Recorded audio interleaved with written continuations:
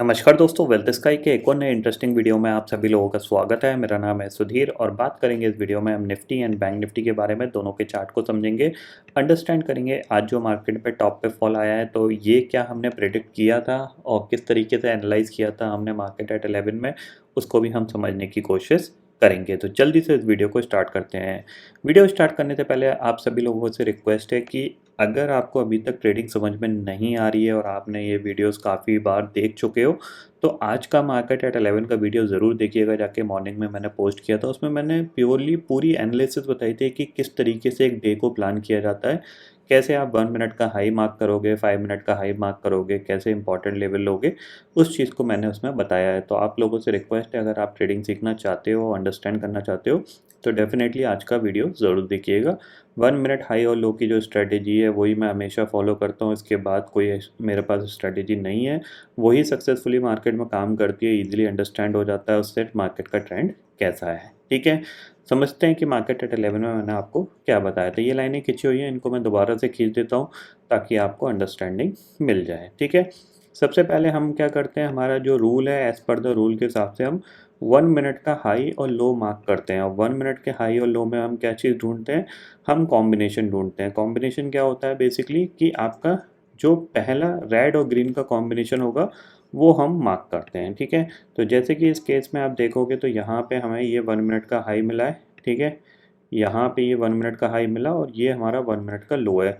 अब एक्चुअल में यहाँ पे 19,413 दिखा रहा है, जबकि जो डे लो था वो 19,413 नहीं था, वो 19,406 था। ठीक है, अब इसने क्या किया, इसको हाई को इसने ब्रेक किया, ब्रेक के बाद यहाँ पे ट्रेड कर रहा था। तो हमें 5 मिनट का जो हाई मिला वो मिला कितना, 19,440 का। अब मेरे से एक पर्सन फ़ोन करके पूछ रहे थे कि सर आपने 19,440 का हाई क्यों नहीं लिया, आपने 19,450 का हाई क्यों लिया। अब देखो मैं बताता हूँ आपको।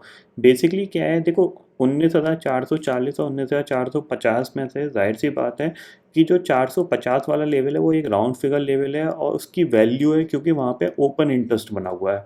तो अगर ये क्रॉस होगा तो हमें एक क्लियर डायरेक्शन मिलेगी और अगर नहीं क्रॉस होगा तो फिर हमें क्या है, नेगेटिव सेटअप में ही हमें बैठे रहना है। तो इसीलिए मैंने क्या किया था कि ये जो हाई था 19,440 का ना लेके 19,450 का ले लिया था ताकि एक कन्फर्मेशन रहे। ठीक है, तो अब आप देख सकते हो इसने 5 मिनट के हाई के ऊपर ये यहाँ पे ट्रेड ही नहीं कर पाया। दिख रहा है आपको, इसके ऊपर ट्रेड ही नहीं कर पाया 450 का। और हमेशा मैंने आपको बोला है कि अगर ऊपर ट्रेड नहीं कर पा रहा है ये, आप इसको शॉर्ट कर दो, डे लो का टारगेट आपका फिक्स होगा। तो इसने पहले डे लो का टारगेट दिया 2 बजे के बाद।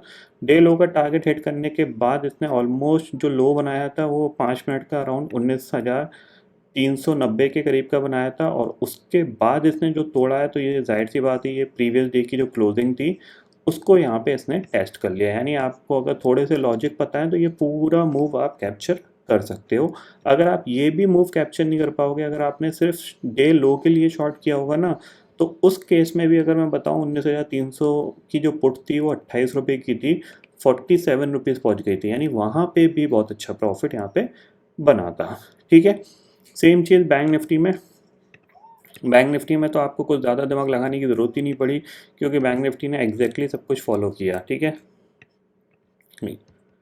ये देखो, ये आपका 1 मिनट का हाई हो गया, 1 मिनट का लो आपका था 44,630 का।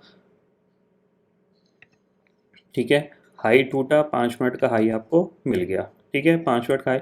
इसके बाद इसने कोई हाई नहीं बनाया। मैंने आपको हमेशा बोला है हाई नहीं बन रहा तो आप शॉर्ट कर दो डे लो का टारगेट। यहाँ पे आपका डे लो का टारगेट हिट हो गया। ठीक है, यहाँ पे आप देखोगे, अगर मैं चार्ट को कन्वर्ट कर दूँ यहाँ पे तो ये आपका डे लो का टारगेट यहाँ पे हिट हो गया। ठीक है, और 5 मिनट का आपको लो मिल गया। अब मैंने आपको हमेशा बताया अगर 5 मिनट के लो के नीचे ये ट्रेड करना स्टार्ट कर दे तो समझ लो क्या हो रहा है, मार्केट ट्रेंडिंग हो रहा है उस डायरेक्शन में। तो यहाँ पे जैसे ही इसने 5 मिनट के लो को ब्रेक किया, एक लो बनाया और जैसे ही ये लो ब्रेक हुआ, वन वे पूरा गिर गया मार्केट। ठीक है, तो ये फॉल आप नहीं पकड़ सकते, ये फॉल आपके थोड़ा सा आपको एक्सपीरियंस चाहिए। बट यहाँ से लेके यहाँ तक का ये मूव आप पूरा पकड़ सकते हो। अगर आपने ये मूव भी पकड़ लिया तो भी आपने बहुत अच्छा प्रॉफिट यहाँ पे कमा लिया। ठीक है ना, अगर आपको ये मूव नहीं मिला, अगर आपने ये मूव पकड़ लिया तो भी बहुत अच्छा प्रॉफिट आपने कमा लिया। ये पॉइंट आपको ध्यान में रखना। और ये जो मूव होते हैं इस टाइप के मूव आप धीरे धीरे पकड़ना सीख जाओगे।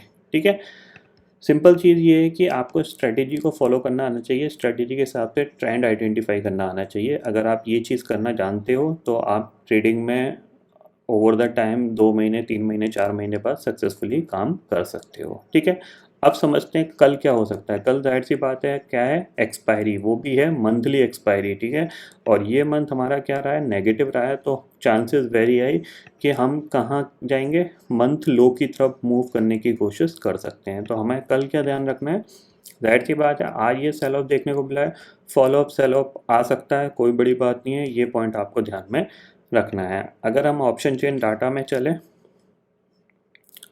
19,300 की 19,400 की कॉल पे आपको 1.5 करोड़ का ओपन इंटरेस्ट दिख रहा है।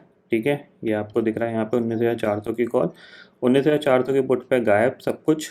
19,300 की कॉल पे 67 लाख का ओपन इंटरेस्ट दिख रहा है, 19,300 की पुट पे कितना है, 1,31,00,000 का। यानी कल के लिए जो इंपॉर्टेंट लेवल है 19,300 ही होगा। ठीक है ना, 19,300 के नीचे गए तो एक नया स्विंग यहाँ पे मार्केट बना सकता है। ठीक है, निफ्टी से ज़्यादा बैंक निफ्टी वीक दिख रहा है तो आप बैंक निफ्टी पे ज़्यादा फोकस करिएगा। ठीक है, ये पॉइंट आपको ध्यान में ज़रूर रखना है। ठीक है, अब यहाँ पे अगर हम 50 मिनट टाइम फ्रेम में चलें तो अब देखो यहाँ पे क्या चीज़ है, एक चीज़ ध्यान में रखिएगा, इस ट्रेंड लाइन पे ज़रूर फोकस रखिएगा। इस ट्रेंड लाइन को इस तरीके से कुछ बना लीजिए। ठीक है, समझ में आ गया आपको, ये ट्रेंड लाइन इस तरीके से अगर आज के लो के नीचे निकलता है निफ्टी तो डेफिनेटली आप इसको सेल कर सकते हो।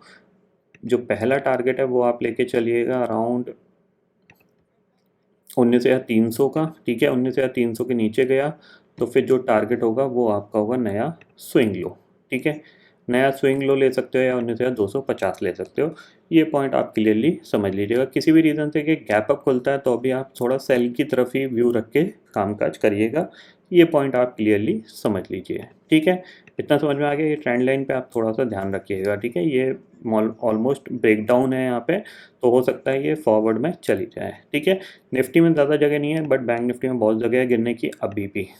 यहाँ पे 50 मिनट के टाइम फ्रेम में चलते हैं तो बैंक निफ्टी में हम क्या करेंगे, देखो सीधी सी बात है, आज का लो जैसे ही टूटेगा हम शॉर्ट करेंगे। इवन थोड़ा सा अगर हम सेलिंग साइड का ही व्यू लेके चलते हैं इसमें, अगर इस लो के नीचे निकलता है तो हम सेल करेंगे। टारगेट हम थोड़ा सा बड़ा लेके चल सकते हैं बैंक निफ्टी में, वो होगा हमारे पास 43,940, और 940 टूटता है तो सीधा सीधा नेक्स्ट टारगेट होगा हमारे पास 43,750 का। ठीक है ना, हो सकता है नया स्विंग लो भी बना दे। ठीक है ना, क्योंकि एक्सपायरी है और ऑलमोस्ट 44,000 की तरफ बढ़ रहा है तो हो सकता है ये 44,000 नीचे ही एक्सपायरी दे।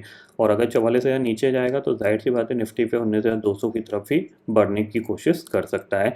ये पॉइंट आपको ध्यान में ज़रूर रखना है। किसी भी रीज़न से अगर गैप अप खुलता है तो आपको थोड़ा सा सेलिंग साइड का ही व्यू रखना चाहिए। बाकी सेटअप मैंने आपको बताया, सेटअप के हिसाब से आप कामकाज करना चाहो तो भी आप, अगर नेगेटिव सेटअप बनता है तो डेफिनेटली आप ट्रेड करिएगा, पॉजिटिव बनता है तो अवॉइड कर दीजिएगा।